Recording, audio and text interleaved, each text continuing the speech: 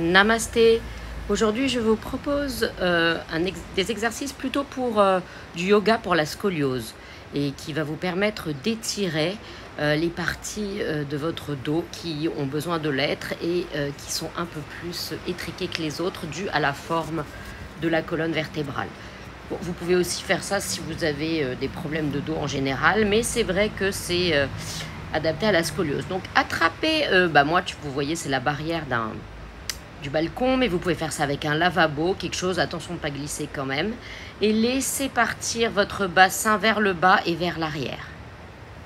Faites ça pendant plusieurs respirations, cherchez vraiment l'endroit où c'est le mieux. Vous pouvez comme moi après étirer les jambes, les plier, pousser les fesses vers l'arrière, presser les mains là où elles sont, avancer un peu les pieds, vraiment explorer et chercher l'endroit où ça soulage. On essaie ici de créer de l'espace dans le dos.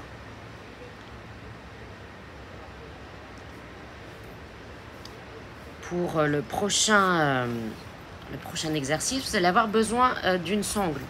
Vous nouez la sangle, donc moi je vais l'attacher ici à la balustrade. Vous pouvez l'attacher à la poignée de la porte. Alors écoutez bien, de l'autre côté évidemment de la porte, et pas dans le sens de l'ouverture, sinon vous allez vous faire mal. Sinon, quand vous allez vous coincer, la porte va s'ouvrir. Donc, vous fermez bien la boucle. Il faut que ce soit résistant.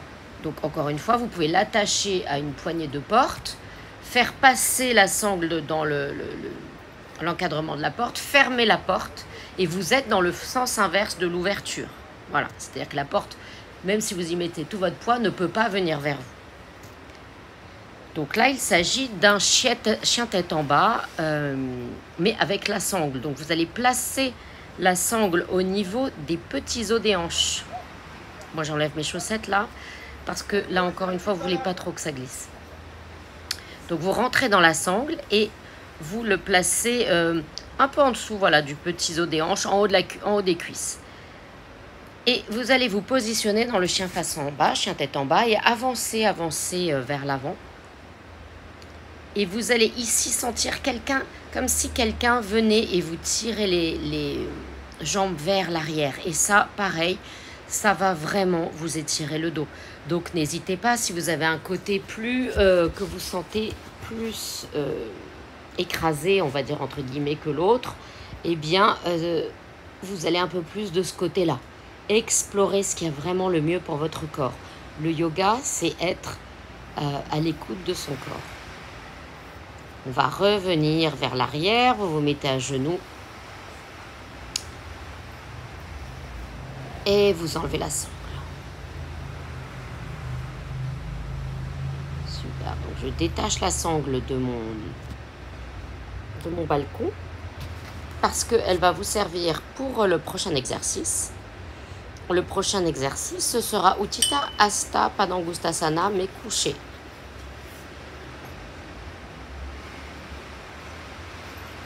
Donc vraiment l'idée, c'est de venir placer la sangle à l'arrière juste en dessous des omoplates en fait.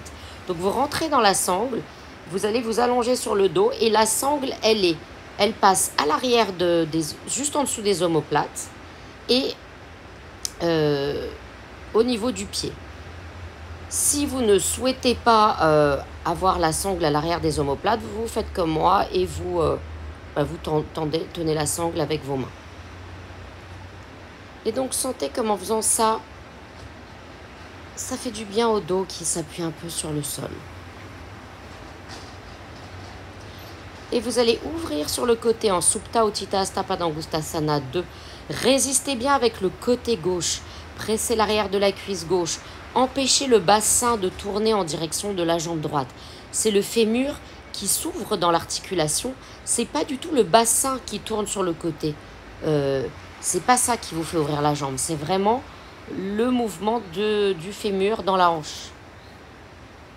Donc résistez avec le côté gauche. Sentez avec vos mains si vous roulez. Et on va maintenant changer de côté, c'est-à-dire qu'on va partir en torsion. Donc la sangle vient dans la main gauche et on tourne. Là aussi, jugez de là où c'est le mieux pour vous de faire la torsion. Si c'est une grande torsion, si vous avez besoin d'aller jusqu'au bout, de poser peut-être votre pied sur un bloc ou sur autre chose. Écoutez votre corps. Ici, on est vraiment dans un yoga plus thérapeutique. Et l'idée, ce n'est absolument pas de battre des records, mais c'est de vous faire du bien. On va se redresser. Et on va changer de côté.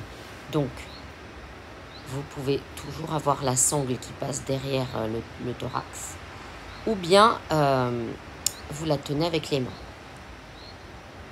Je vous précise que si vous avez la sangle derrière le thorax, vous pouvez aussi ouvrir et fermer, il n'y a pas de souci. Vous pouvez toujours faire le Utthita Padangusthasana 2 et 3.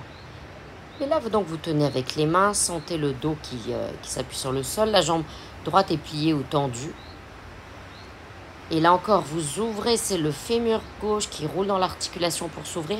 Vous résistez, vous pressez l'arrière de la cuisse droite dans le sol.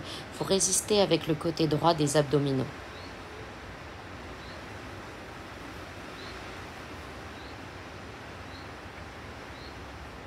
On revient et on twist. On emmène la jambe gauche vers la droite. Et là encore, notez peut-être des différences entre côté droit et côté gauche.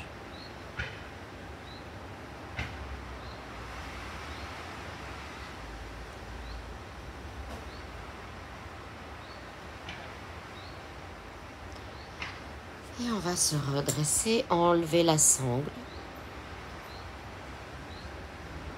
Donc, vous pouvez venir placer un bolster sous les genoux. Vous pouvez garder les genoux pliés. Et vous allez rester allongé sur le dos quelques respirations dans un court Shavasana. Sentez vraiment le dos plat sur le tapis. Si vous avez aussi besoin, dans le cas de gens qui ont la scoliose, de placer par exemple des petits gants de toilette roulés sous les parties qui ne touchent pas le sol pour avoir cette sensation d'équilibre entre côté droit et côté gauche. Faites-le dans Shavasana et dans toute autre posture. C'est vraiment important.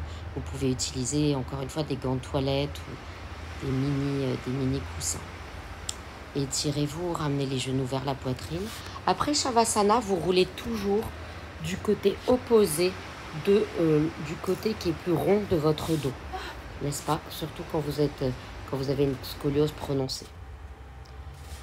Je vous souhaite du bien-être après cette pratique et je vous remercie beaucoup d'avoir suivi cette vidéo. Vous pouvez liker, faire des commentaires, me laisser des demandes ou des questions et abonnez-vous, partagez tout ce que vous pensez être bien. Merci beaucoup, namasté.